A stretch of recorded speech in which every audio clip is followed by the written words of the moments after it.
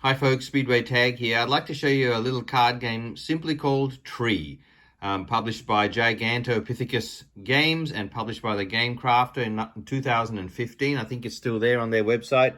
If you want to grab a copy, it's a nice thick deck box there. You get a nice thick deck of cards, which is always great. You know, I don't mind the small 18 card micro games. In fact, I love them. But I also love getting a nice full deck of cards from time to time. Okay, so this is really cool. You're planting trees and you're actually putting down cards that represent the roots of trees first, and then growing the trees on top of that. The design of this is just so beautiful. That's what drew us to this game. Very quickly, we're going to deal each other three. It's 2 to 4 players, by the way. Sorry, it's 2 to 3 players, which is a little bit weird. I prefer the 2 to 4, but it is 2 to 3.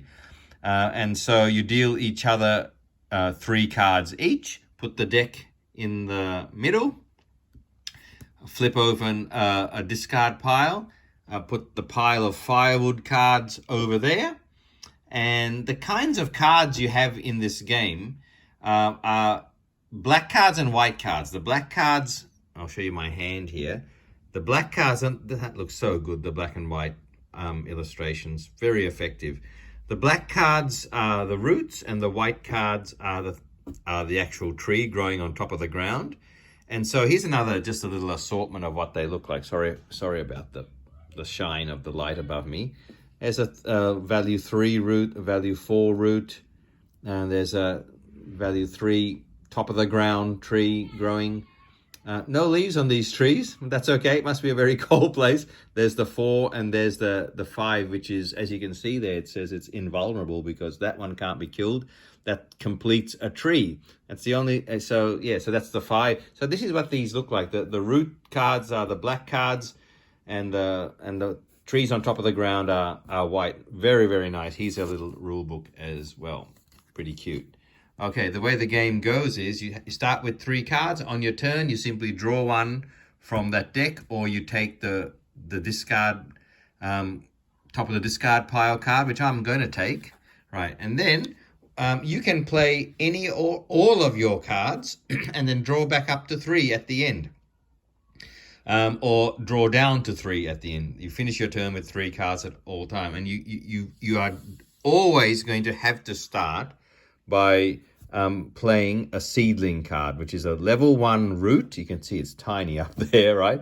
And you see that card says, play this card to start a new tree. You have 3 slots there, and you can play 3 trees, grow 3 trees during the game.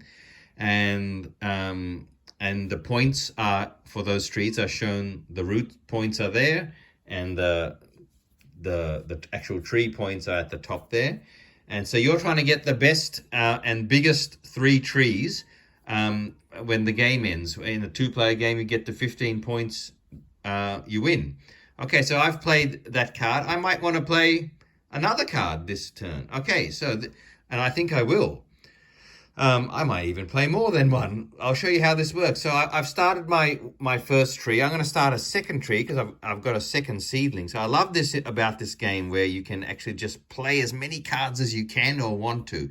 All right, now I can actually build on one of these seedlings, as you can see there. And the way you build is I can put another a root card over that simply by doing that because it's the 2. I can only place the 2 on there. Okay, so if I wanted to automatically do that, I could, or if I wanted to start growing the tree, that's fine too. I could do that, and I'm going to do that on this occasion, right? And that's how the tree sits. So it looks really nice how that little illustration connects, and so you can play that one on this one. Okay, if and the basic rules for what you can play on what is you on the same card. In other words, roots on roots, you just go up by 1. So the 2 on the 1, and then the 3 on the 2, and the 4 on the 3, and so on.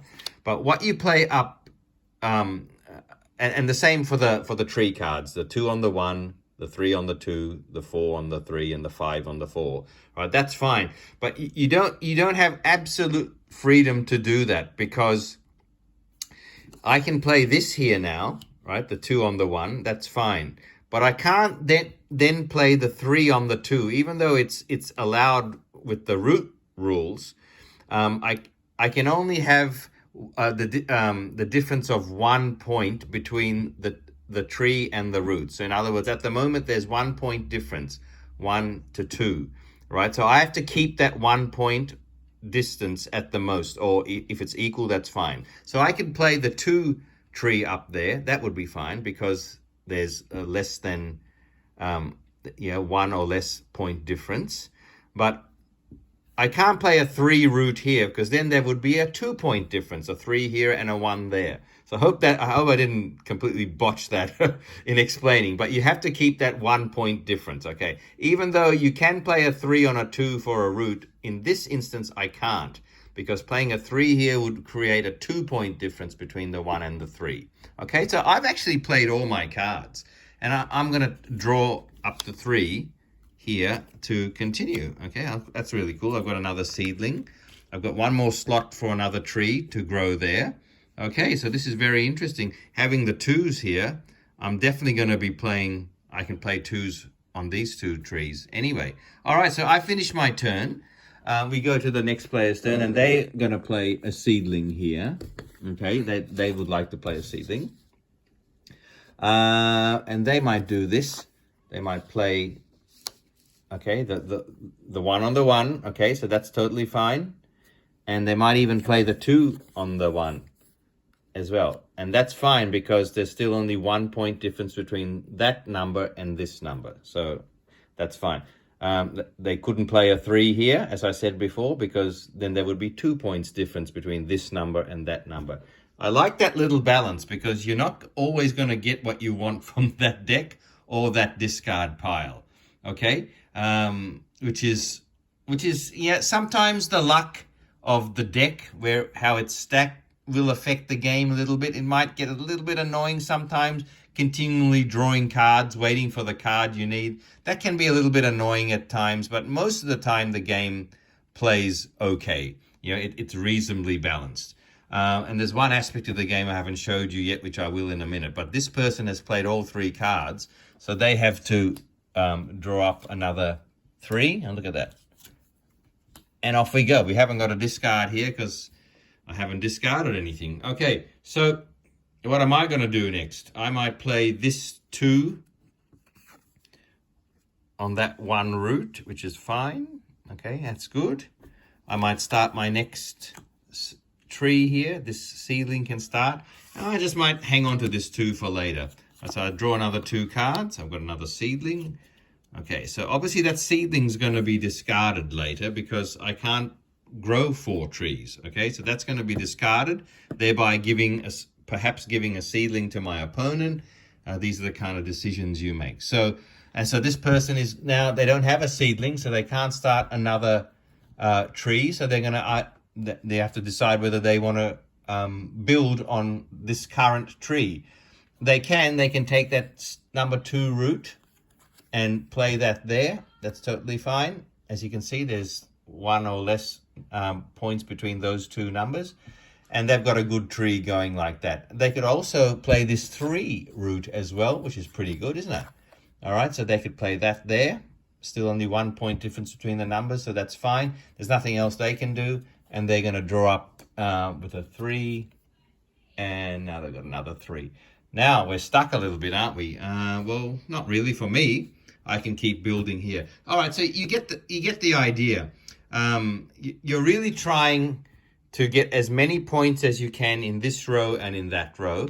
And if you can get this great number 5 card, if you can get the top to 5, then your tree will survive. And I say that because there are some little take that elements and cards to this game, right? Because you want to cap off your trees and finish them at 5 as soon as you can, because there are these cards in the game as well. They're usually shuffled into the deck, but I've just put them out to show them to you.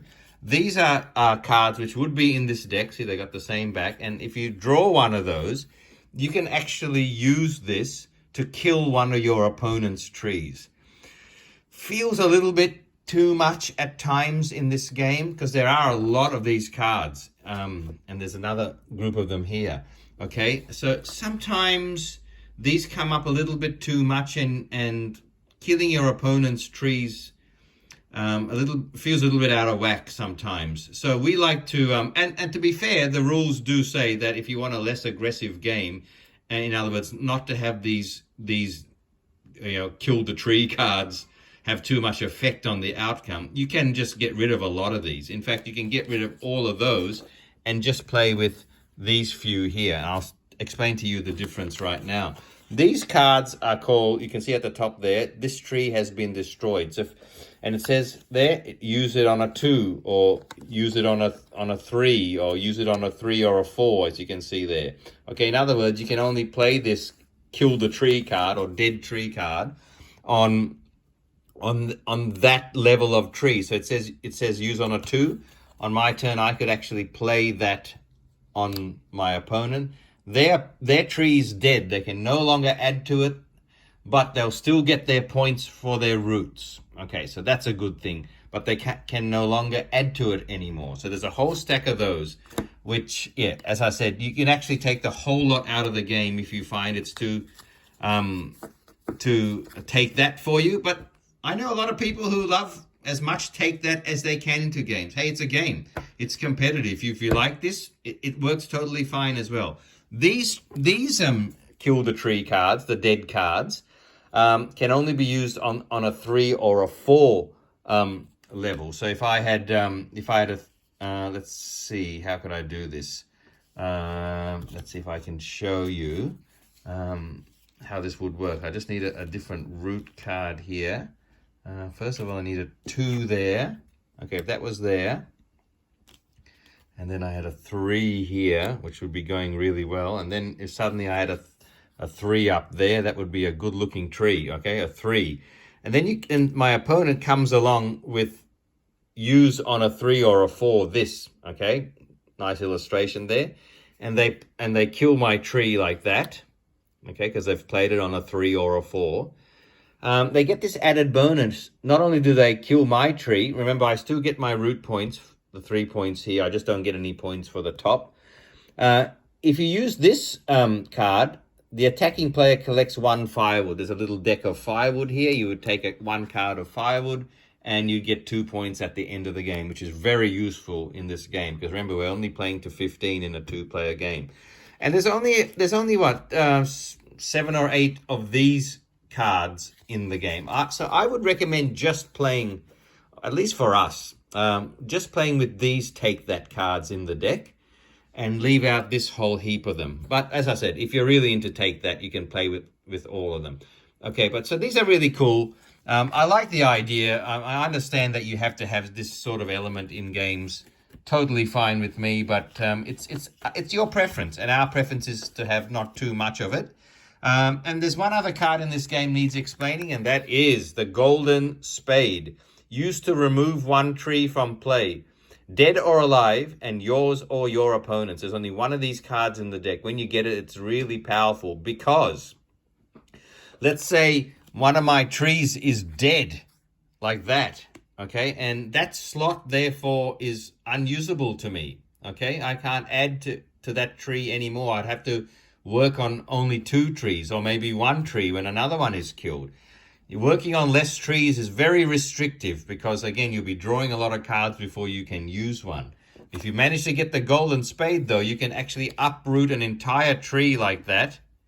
Gone. You do lose the points, okay? It uproots an entire tree, and now you've got your slot back. Okay, so if you use this on you, it's really beneficial.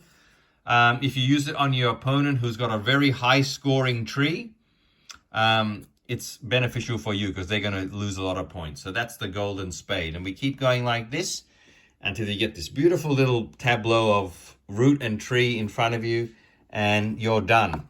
There's tree. Hope you enjoyed that. See you later.